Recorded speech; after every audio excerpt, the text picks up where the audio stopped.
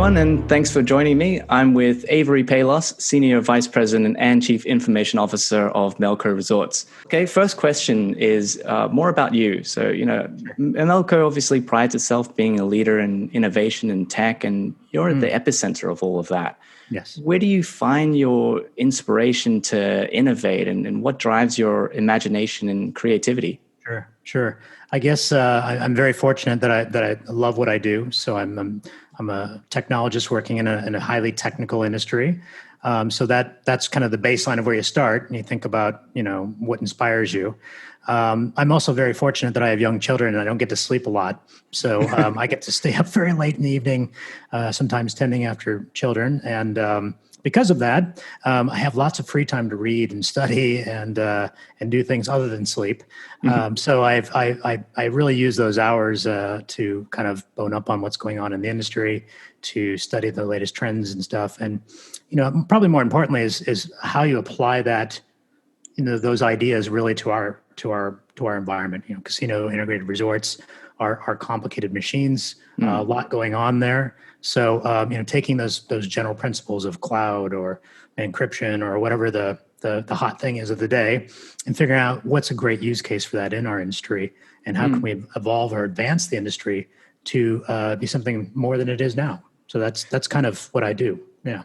What's kind of your go-to when it comes to finding information about new technology innovation? Are you watching TED Talks, or are you going even less mainstream than that? And what do you look for? Well, I'd say I consume a lot of different forms of information. Certainly, TED Talks are interesting, and I do like watching them because they are very inspiring as well. For me, really, it's I spend a lot of time on LinkedIn, and I go through looking at the different kind of posts and stuff that are going on there. I do a lot of industry trade magazines, these type of things, and then I do a lot of just poking around Google News or whatever to see what other people are up to. And again, it doesn't have to be necessarily what is wind doing or what is sands doing, but it's more about what is financial services doing, or what is the travel industry doing, and looking at their use cases and figuring out how we can apply that again back to integrated resorts and casino operations. Yeah, because it's always good to look outside of your own industry, right? Absolutely.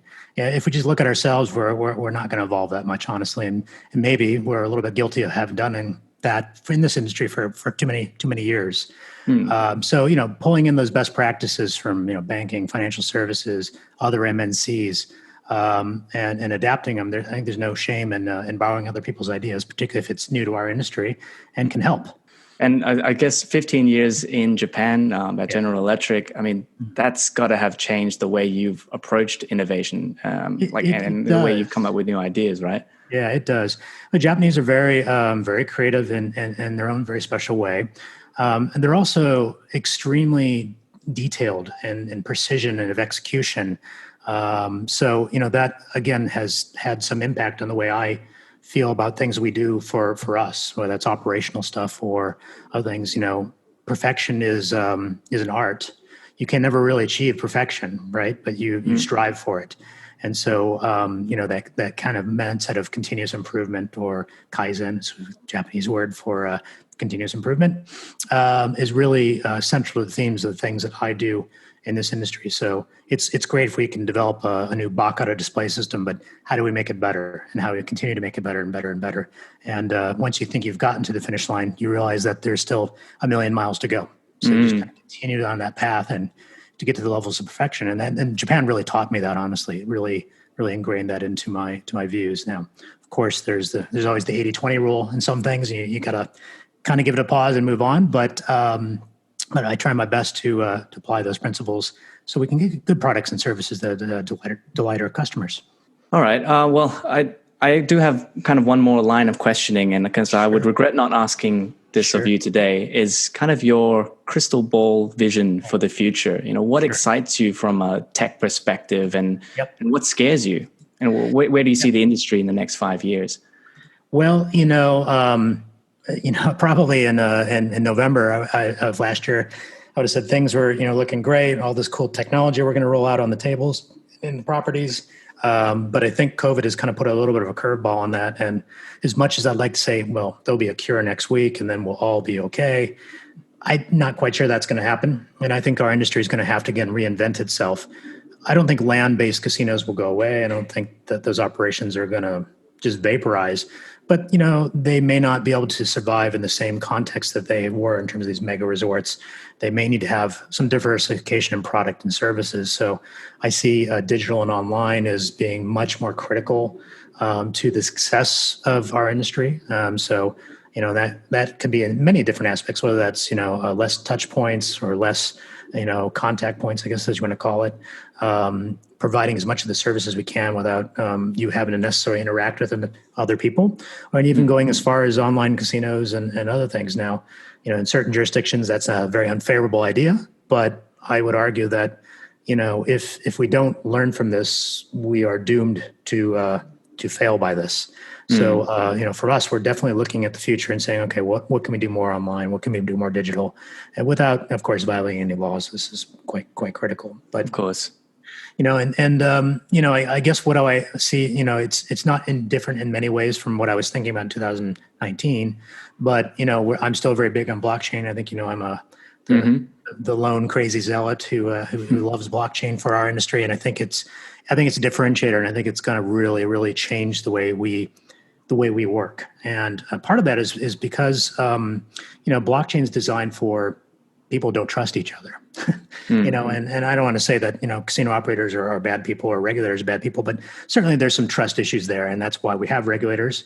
The more that we can share that information with the regulator real time, the more that trust is established and capable for everybody to have a view on what's happening. So I'm very much in favor of blockchain for things like its immutable factors, its audit factors, transparency, and the actions that are happening.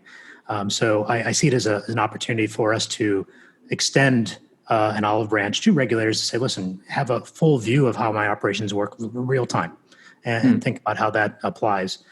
We're very keen on other things as well, like AI around video augmentation. We're very keen on things like chip recognition, these type of things. We're actively working on POCs in that space now. And again, looking at, I tend to take, when I look for vendors or for new products, again, I don't just look at casino services providers. I'm really, casting that very wide, trying to find the best of the best in whatever technology that we're looking for and figure out how we adapt that into our industry so we can bring some new vendors, number one, but also bring new innovation, new ideas. I think I've said this before, but if our vendors in this industry are not interested in changing, I will change them, because honestly, we've got to modernize this space, and I can't wait 100 years for XYZ large corporation to figure out that some of this stuff is important to the operators as well as the regulators and the consumers. So we're definitely pushing the boundaries wherever we can. Somebody has to lead the charge, right? And I'm glad that maybe you're up at the front. Yeah, well, I guess all I can say is I'm looking forward to seeing what the future holds for us. And I'd just like to thank you, Avery, for sharing a little bit about your life with us. And it was good to gain a little bit more color from the people like yourself that has a really big impact on our industry. And I hope that we'll be able to catch up again soon in person, hopefully. I hope so as well, indeed. Thank you. Thank you again, Avery.